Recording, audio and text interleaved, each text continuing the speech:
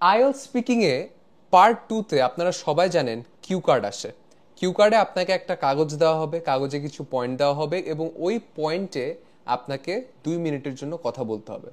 আজকে আমি আপনাদেরকে এমনভাবে এই কোয়েশ্চেন্সগুলো সলভ করার একটা টেকনিক বলবো যেটা দিয়ে আপনি মোটামুটি পৃথিবীর প্রায় 90% কোয়েশ্চেন্স অ্যান্সার করতে পারবেন using this 4 questions starting with a W and one question starting with an H. So আজকে আমরা এরকমই একটা কিউ কার্ডের টপিক একসঙ্গে সলভ করার চেষ্টা করব। সো আমাদের টপিক হচ্ছে describe a time you help someone, মানে এমন একটা সময়ে নিয়ে আপনাকে কথা বলতে হবে যেখানে আপনি কারো সাহায্য করেছেন, ওই সাহায্যের কথা আপনাকে বর্ণনা করতে হবে এবং আপনার কিউ কার্ডে এই কয়েকটা টপিক আছে। প্রথমটা হচ্ছে হোয়াট, মানে কি ঘটেছিল, কোথায় ঘটেছিল উইচ ইজ ওয়্যার, নেক্সট হচ্ছে কখন ঘটেছিল, কে ছিল বা কাকে নিয়ে আসলে এই পুরা হেল্পিং এর জিনিসটা আমরা ইন্ট্রোডিউস করছি, এবং ফাইনালি কেমন আপনি অনুভব করেছিলেন which is basically how are you feeling. So এই যে 4টা ডাব্লিউ কোয়েশ্চেন্স এবং একটা এইচ কোয়েশ্চেন্স, আপনি ঘুরে ফিরে দেখবেন আপনাকে যেই টপিকই দেওয়া হোক না কেন আপনাকে এই কয়েকটা জিনিস নিয়ে কথা বলতে হবে। যদি একবার চিন্তা করে দেখি, এই প্রত্যেকটা অপশনের জন্য কথা বলা কিন্তু আহামরি কঠিন কিছু না। আপনি যদি প্রত্যেকটা পয়েন্টে মিনিমাম 2 থেকে 3টা সেন্টেন্স ভালো মতন বলতে পারেন with correct grammar, forms and tenses, আপনি ইজিলি একটা 7.5 ক্র্যাক করতে পারবেন। সো এই স্পেসিফিক প্রশ্নের জন্য দেখা যাক আমরা একটা স্যাম্পল অ্যান্সার দেখি। We will start of with what, কি ঘটেছিল। তো কি ঘটেছিলতে আমরা দেখতেছি যে last year I saw a tourist couple standing confuse near a bus stop. আমি গত বছর একটা টুরিস্ট কাপলকে দেখেছি। ফর এক্সাম্পল ভাবেন ইউকে থেকে কেউ একজন বাংলাদেশে ঘুরতে আসলো, তারা একটা বাস স্টপের সামনে কনফিউজ ছিল। They were looking at a map and clearly didn't understand where to go. I realized they needed help finding a museum and decided to guide them. So what happened, কি ঘটেছিল বর্ণনা দেওয়া আই উড সে সব থেকে কঠিন। কেন? কারণ এটা মোস্ট অফ দ্য টাইম আপনার প্রথম পয়েন্ট থাকে। So this is the first point of your cue card. এবং ফার্স্ট পয়েন্টটা কেন ডিফিকাল্ট? বিকজ প্রথম পয়েন্টেই আপনাকে অনেক চিন্তা করতে হয় যে আমি আসলে কোন স্টোরিটা বানাবো। হয়তো আপনি জীবনে কাউকে হেল্প করেন নাই, হয়তো অনেককে করছেন, বাট এটা আপনার মাথায় আসতেছে না। সো এই পয়েন্টটার জন্যই আপনাকে সব থেকে বেশি চিন্তা করতে হবে, because you have to make up a story. আইএলসে আপনাকে কেউ কোনো কিছু বলবে না আপনি যদি মিথ্যা কথা বলেন। আপনি এখানে বলতে পারবেন হোয়াট হ্যাপেন্ড, আমি পুরা বাংলাদেশের যে দারিদ্র আছে ওটাকে আমি মিটিগেট করছি, no one is gonna care. কিন্তু আপনি যদি কারেক্টভাবে অ্যান্সার না দিতে পারেন তখন পিপল আর গানা কেয়ার।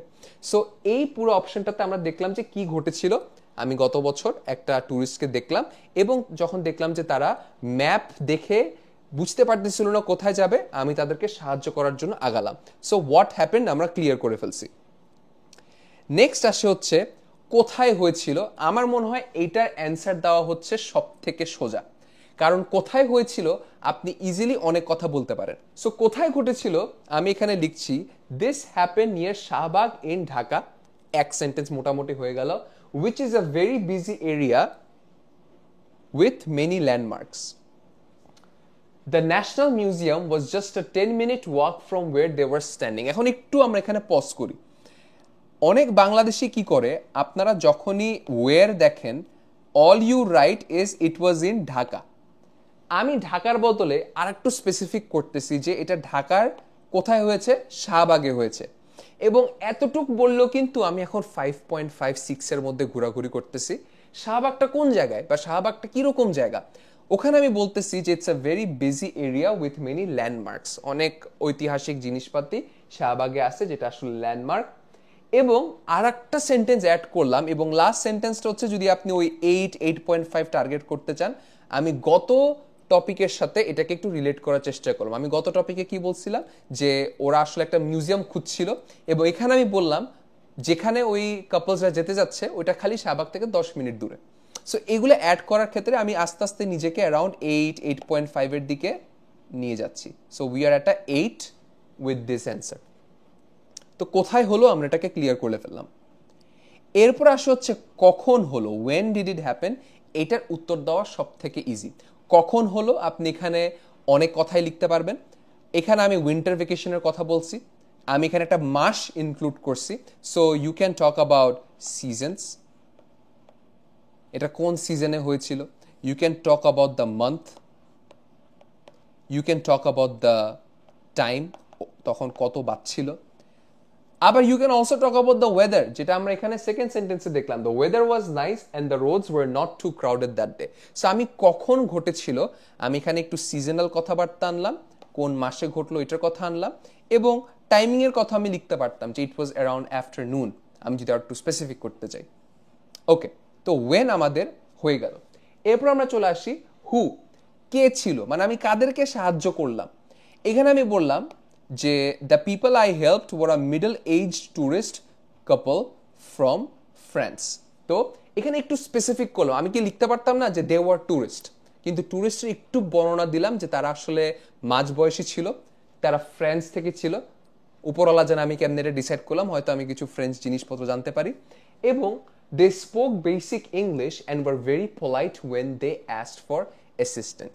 তারা খুবই পোলাইট ছিল যখন তারা আমার কাছে সাহায্যের জন্য চাচ্ছিল।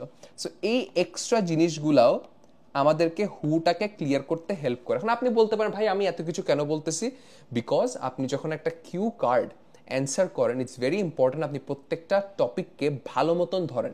এক দুইটা শব্দ যদি বলেন তাহলে কিন্তু আপনি ওই 6.5-এর বেশি পাবেন না, ওইটাও পান না কিনা সন্দেহ, যদি আপনার ওগুলার মধ্যেও গ্রামাটিক্যাল কিছু ফ্লজ থেকে যায়। এবং ফাইনালি আপনি যে তাদেরকে সাহায্য করলেন, আপনার ফিলিংটা কেমন ছিল, এটা I would say is a very common one as well. How did you feel, what was the reflection, এগুলো সবগুলারই উত্তর মোটামুটি সেম। তো এই ক্ষেত্রে আমি এখানে লিখছি যে I felt really proud and happy. So in this case, my feelings were কি? I felt really proud, গর্ববোধ করছিলাম, এবং আমি খুশি হয়ে গেছিলাম after helping them. It made me realize that even small actions like giving directions can make someone's day better. It also boosted my confidence in speaking English with foreigners. So basically আপনার অনুভূতিটা কি ছিল, আপনি এখানে আরো অনেক কথা লিখতে পারতেন, that it was probably one of the most memorable experiences of my life because I realized the power of helping. মানে this is all about your opinion and how you should be sharing these in a speaking answer. আপনি যদি এই পাঁচটা জিনিস একসঙ্গে combine করেন, দেখবেন যে আপনার অটোমেটিক্যালি 2 মিনিট হয়ে যাচ্ছে। And this is actually how you should solve a cue card topic in 2 minutes. I hope this video helps and I'll see you guys in class.